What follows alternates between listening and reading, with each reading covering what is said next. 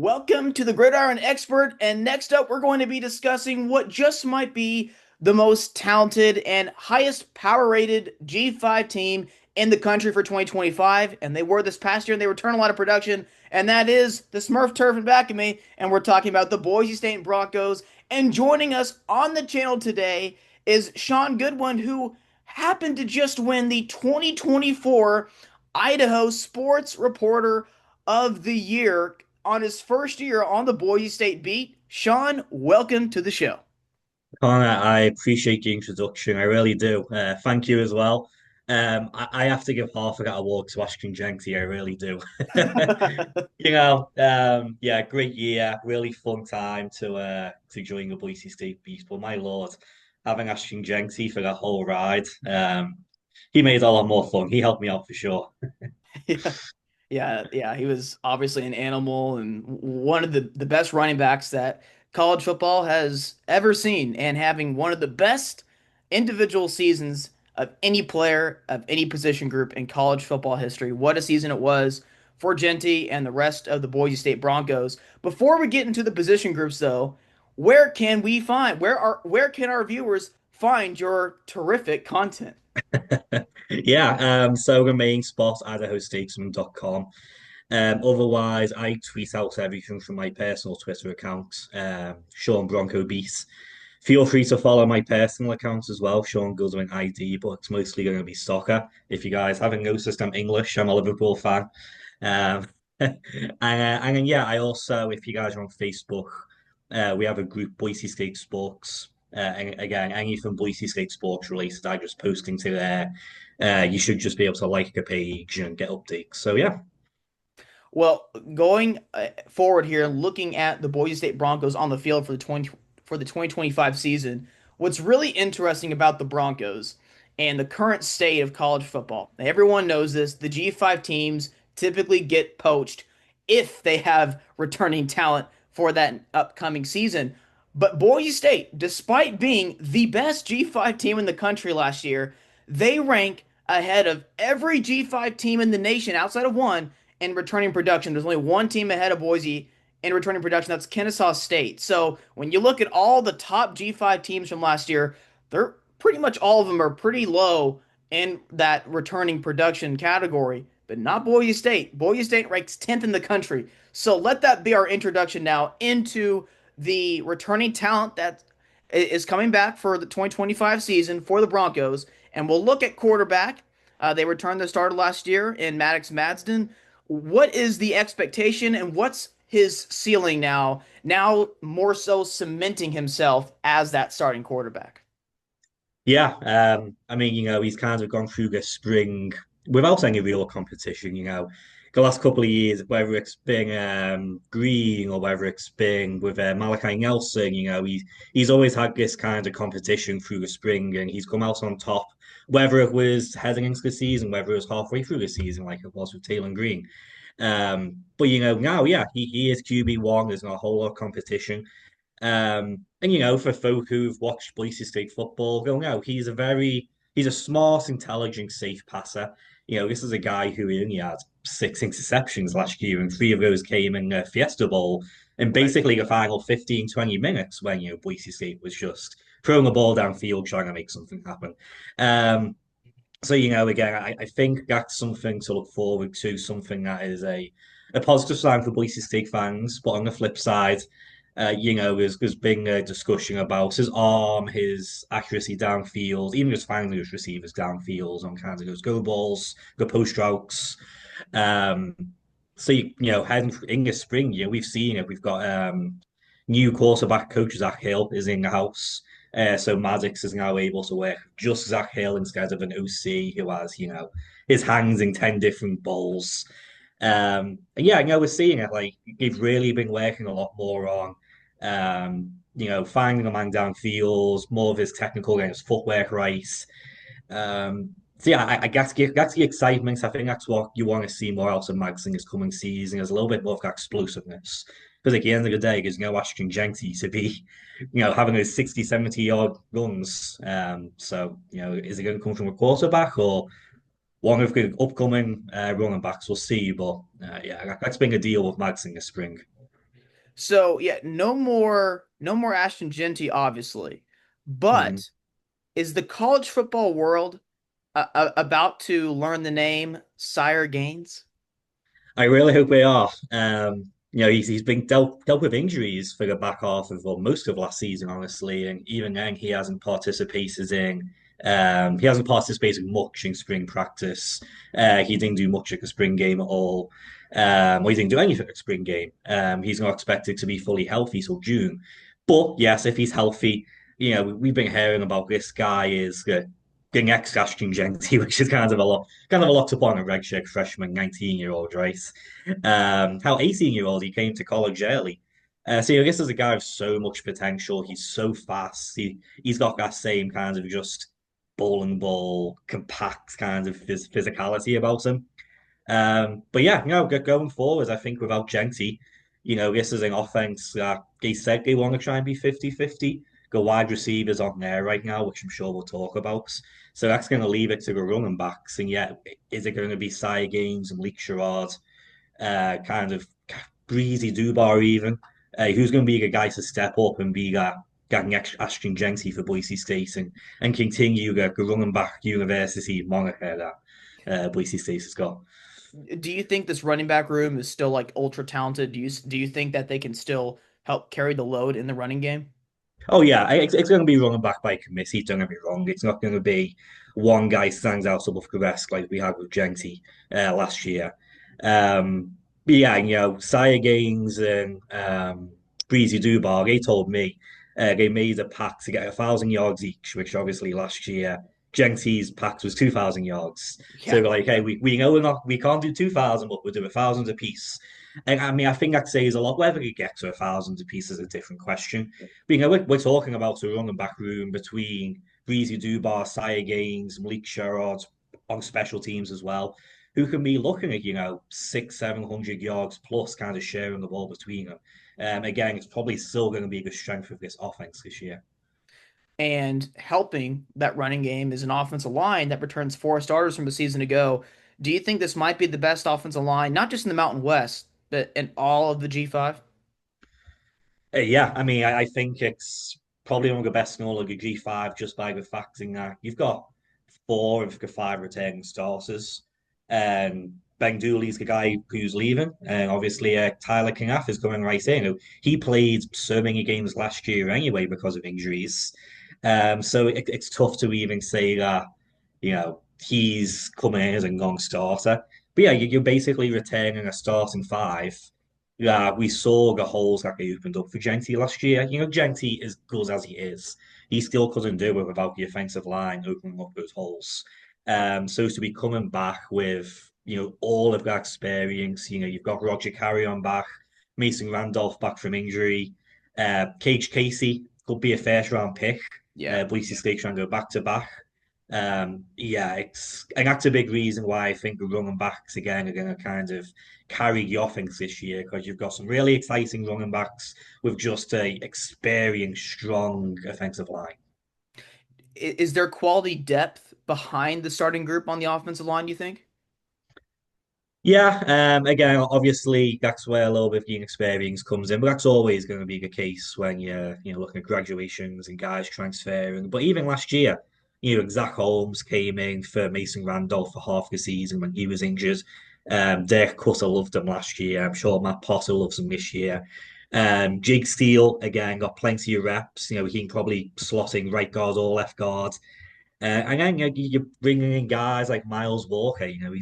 From Ohio State. He didn't play for Ohio State, obviously, but even just the fact, if you're being recruited by Ohio State, you can't be that bad, hopefully.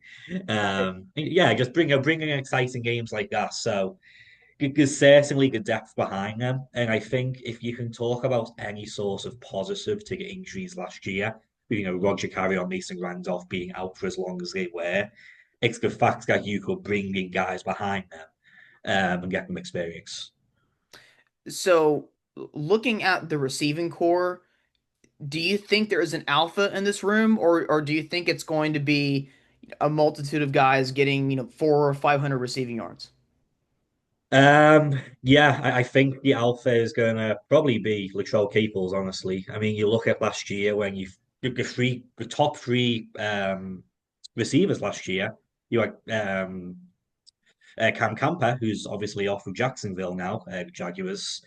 Matt Lauda, who's a tight end. So Yep. unless he's going to turn into Travis Kelsey and you have him the main receiver, then yeah, it's Latrell Caples. And these guys like Austin Balls, Ben Forbes, Chase Penry, these are guys who they can come in, they can give serviceable snaps, serviceable downs, make some big plays. But they're not guys who are going to be, every down WR1, WR2 guys. So it's not so much like, oh, there's this big group of guys of dogs who's going to be the guy who like leads the pack. It's more like, it's for me, I think it's probably the weakest room on the team right now. And Caples is the guy to step up and kind of take that torch. Do you think that it's a big enough question to where it could potentially lower Boise State's ceiling in a season in which they return a ton of production? Or is it a room that you think can hold their own?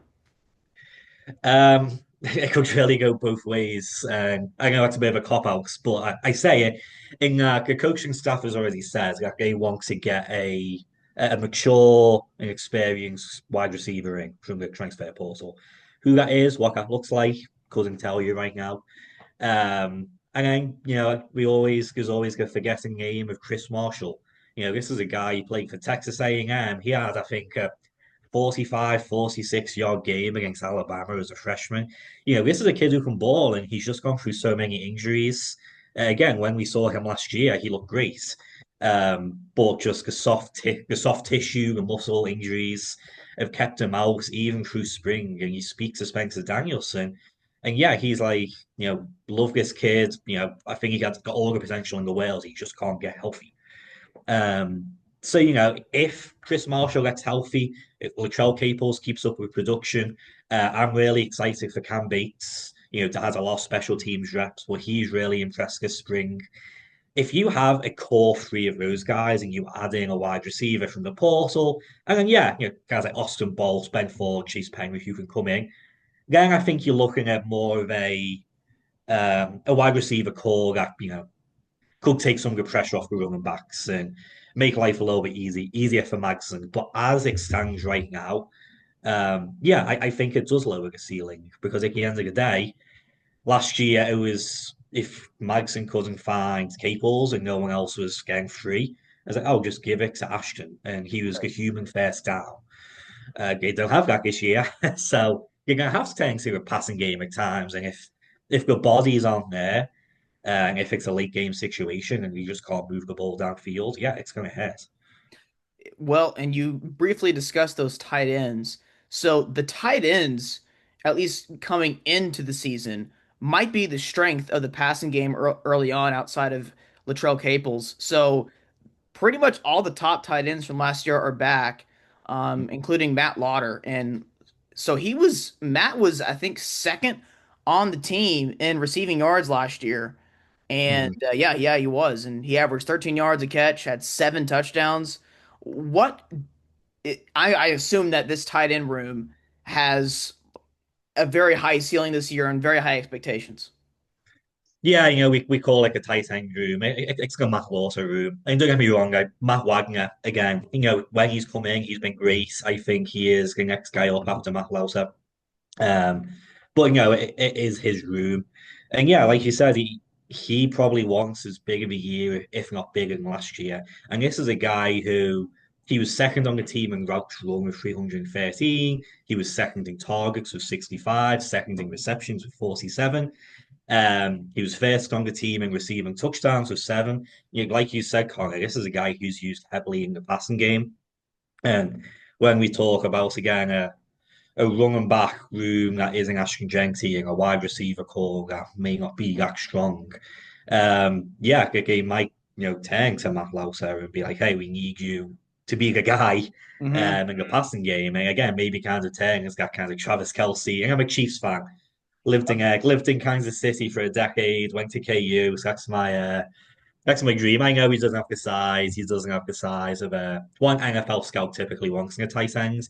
but just his ability of the downfield blocking, the catching, the running after the catch.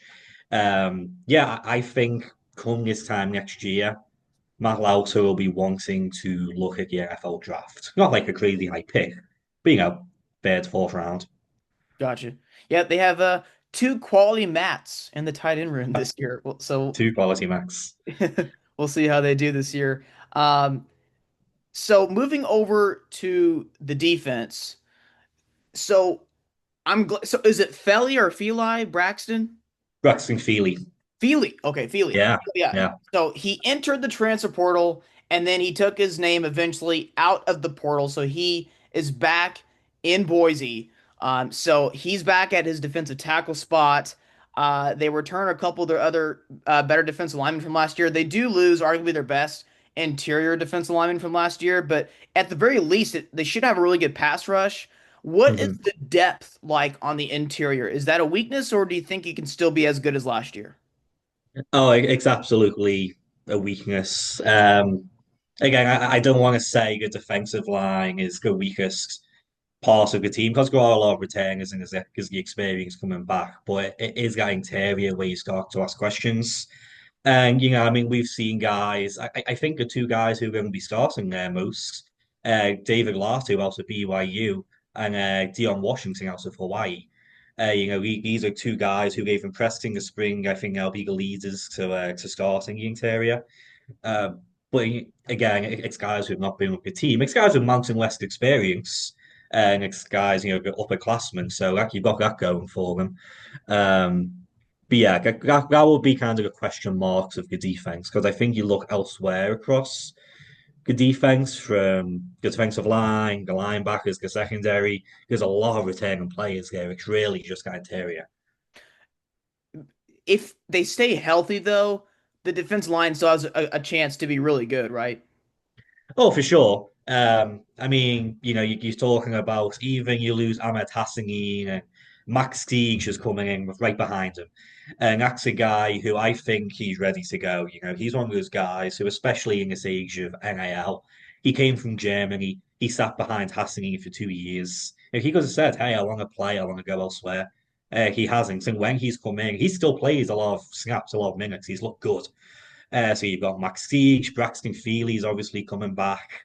Um, yeah, like you said, the only question there is kind of that interior nose tackle, but yeah, I still think it's an extremely talented defense. And when you look at like edge linebacker, the pass rush looks like it could be pretty good this year at edge. Could that be a strength, you think? Yeah, yeah, no, I'm excited. I think Jaden Virgin Morgan, he's my breakout guy for the Yeah. year. I don't want to say breakout because obviously, I mean, he led the team in sacks last year. But he was right there with Hassani. But last year a big part of that was Hassani was so good in 23, and they kind of like they split the attention between the two of them last year, which was partly why that pass rush was so good. But I can see and I can kind of tell that Virgin more. He's got a little bit more of that confidence about him. He knows now that he can kind of step up and take that pressure on the edge and still get to the quarterback. And even then, you've got Malachi Williams right behind him coming out of Idaho, who's a fun talent. The linebackers, we lost Andrew Simpson, but Mark He's still there. Yeah. Jake Ripp is looking good coming in as well. So I know that Eric Shenander, he still wants to dial up a lot of pressure on the quarterback. So despite Andrew Simpson entering the transfer portal, the linebackers you don't think will take a step back at all?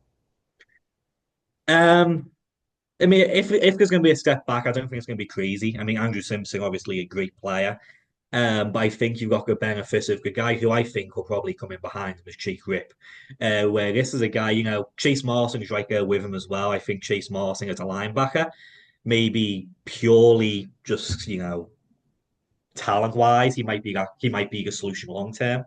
But with Jake Rip, he came to Boise State as a linebacker. He wasn't getting a lot of action. So he said, all right, let me, practice and let me get some reps at edge. And that's what he was doing last year. He was getting game time, he was getting snaps, and then Andrew Simpson leaves. So it's like, oh, let's move him back to linebacker. He played that position in the spring game, which I guess the spring game can't put too much stock into it. Right. But he had a couple of sacks there. Danielson has said that he will be primarily used as a linebacker this season. And yeah, I just think when you look at the experience that he has over the last couple of years compared to Chase Martin, he will be the guy at least starting next to Nusarini, and kind of will kind of go from there. So moving on to the defensive secondary. So the pass defense had its ups and downs last year, but the secondary looks like, I mean, if these guys live up to their ceiling, there's a lot of experience here, a lot of upperclassmen too, that they could take a pretty big leap this year. Could this be a pretty big turnaround, you think, for this group this year? The experience is there. It's whether um, the scheme allows for it.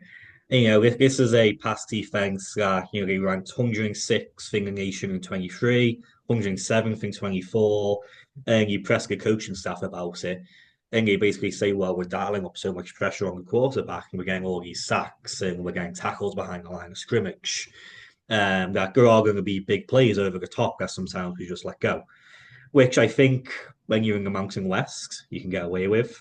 Once you start playing the big boys, whether it's Oregon, Notre Dame this coming season, Penn State, once you get to the CFP, that's when it gets a little dicier. Um, but if they are going to have a jump up, it is that experience, and this is a defense that they want their best players on the field. It's going to be another nickel heavy year. And I think that just because with Mario McCoy coming back, he was expected to be leaving, and then you get the NCAA waiver that allows the JUCO players for the extra eligibility. So they're like, okay, well, we've got Jeremiah Eby, you got Mario McCoy at corner, and now you can put Devon Banks at nickel. And again, that's exciting. I think Banks was one of those, especially amongst those three guys, where, if the ball was over his head, coming over his shoulder, he could maybe lose track of the ball, lose track of his receiver, and heck the team at times. But if put him at nickel and he's got the game in front of him, I think that's exciting. And then, yeah, like you said, you've got guys like Ty Benefield and McCoy and Eby. Hopefully, you expect to step up, but it really just depends if the scheme allows for it. So besides quarterback with quarterback one and quarterback two, what other position group would you say might have the biggest drop off from first to second string? Interesting. I I don't want to call it a drop off. I'm really excited for Bone Phelps, at safety. But I guess it's unfair to even say Sabone Phelps as a drop off. I think he's great. I just think I'm so high on Ty Benefield. His first couple of years, you could tell like the talent was there, but he seemed just a little bit, I wouldn't say robotic. It was just kind of like, this is how I do my job. This is how I do it well. And there wasn't as much of that free flowing creativity. But you started to see it at the end of last season, and I think you're kind of seeing, you can just feel the confidence on him. I mean, I think Benefields is going to be the leader in that secondary this coming year. Um, so of course, when you're dropping down, you're dropping to go back up Bone Phelps. Still a great player. He looked good in the spring game, but it's just naturally going to be a drop off just because of the talent of Benefield. I was gonna say that has more to do about Ty Benefield. Yeah, yeah. What position group on this team would you say needs to stay healthy the most? The most. Yeah, Um, like what position group, if the injury bug began to bit yeah. them, you'd say, uh-oh. Yeah, right now, you probably have to take a wide receivers just because of that lack of depth we were talking about.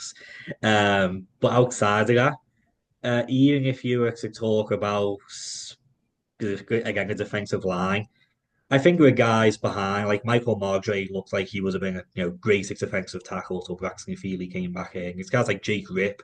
But outside of those two, there's a little bit of an unknown quantity. Mason Jacobson is going to be the backup defensive end. Malachi Williams is the backup edge where, he's coming from Idaho. So that's more, maybe it'll work out great. But I feel like last year when there were injuries, you could maybe trust some of the guys coming up. Um, and now you've lost some of the experience, and it's those guys behind who are now coming up. And it's a question of what do the new backups look like?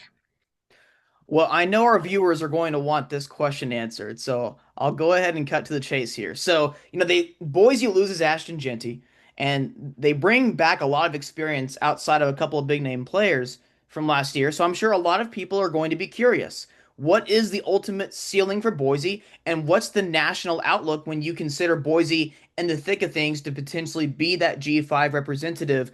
What do you think is the storyline for the 2025 Broncos, and what do you think Mhm. is this team's ultimate ceiling? Yeah, I mean, we were chatting a little bit before the podcast, Connor, as well, and you look at the rest of the G5, and there are teams out there who can certainly challenge for that spot, and I'm sure there'll be some surprises too. Um, But yeah, it's this weird mix of I'm sure plenty of people are downplaying Boise State because they've lost Ashton Genty and like, oh, they're only there because of Genty. But they're returning, I think you mentioned it earlier, top 10 production returning teams. The talent is still there. So as for ceiling, as for expectations, I'm usually not one to be like, oh, you should win again. You should win the Mountain West. Like, you can't win every year.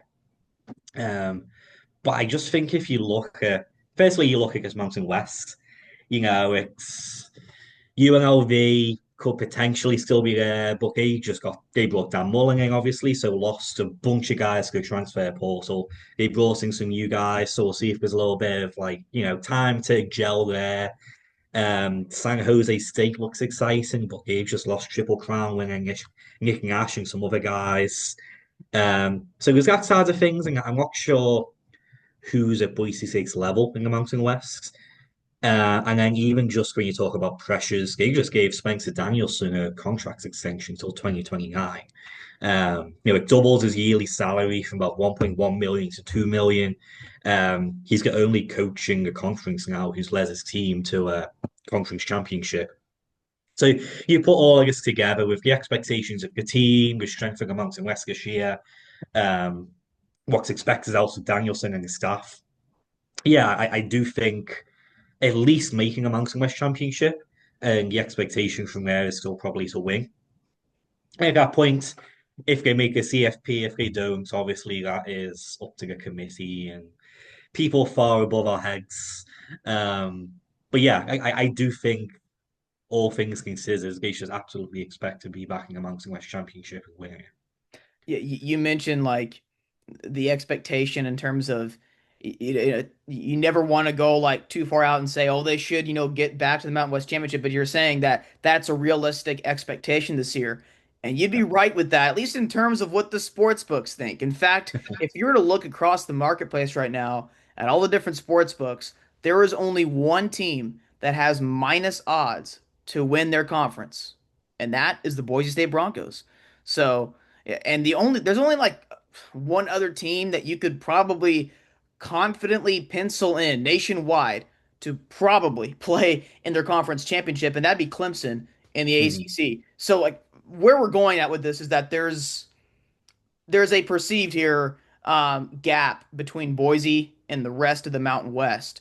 And you're right. I mean, that is a very realistic expectation for the Broncos is to at the very least be back in the Mountain West Championship, if not win it again, and be one of those teams, one of the G5 teams vying Mhm. for that G5 representative to be the G5 representative. So yeah, I'm very excited to see the Broncos playing 2025. Very excited. Yeah, we'll see if it has the same kind of hype as 24. Maybe we'll find another Ashton Genty, but if not, yes, it should still be an exciting season. Yeah, and I kind of hinted at this earlier. I'm very excited about Sire Gaines, the running back room, the offensive line. There's just a lot to be excited about this year. And will they have, an All-American or a guy going up for the Heisman? Maybe not, but I mean, with all this returning experience, I mean, how many seniors are in the starting lineup across the offense and defense? Are we looking at like 13, 14? I mean, when you start throwing in red shirt juniors as well, I mean, Yeah. yeah, just it's insane. I'm trying to think of guys who are underclassmen. I mean, Sire Gaines is going to be an underclassman on the offense. Defensively, again, I think everyone's a junior plus Yeah, so for it's a very starters. Yeah. experienced team this year. So at the very least, Broncos have an extremely high floor. Yes, let's say that. Let's put it that way. Yes, an extremely high floor. Yeah, and so yeah, it'll be interesting to see how they do a Notre Dame. That'll be a really, really a great game. And that didn't that game just get announced? It's going to be on NBC. Is that right? Yeah. 1:30 p.m. Mountain Time, 3:30 p.m. Eastern. I think you're Central, Connor, so Yeah. 2:30 Central. So yeah, no, October 4th, 3:30 p.m. Eastern Time, South Bend, Indiana. Yeah, on NBC. All right. Well, we'll see how the Broncos fare in that game and throughout the 2025 season. Sean, really good job previewing the 2025 Broncos. One last time, tell our viewers where they can find your content. Yeah, primarily IdahoStatesman.com, of course. Otherwise, I'm on Twitter at Sean Bronco Beat, Shaun. And yeah, you'll find my personal Twitter account on there, and then Facebook, Boise State Sports, or Boise State Sports by Idaho Statesman is the full title. All right. Easy to Well, find. So yeah, all right. Well, thank you for being on the channel. yeah, appreciate it, Connor.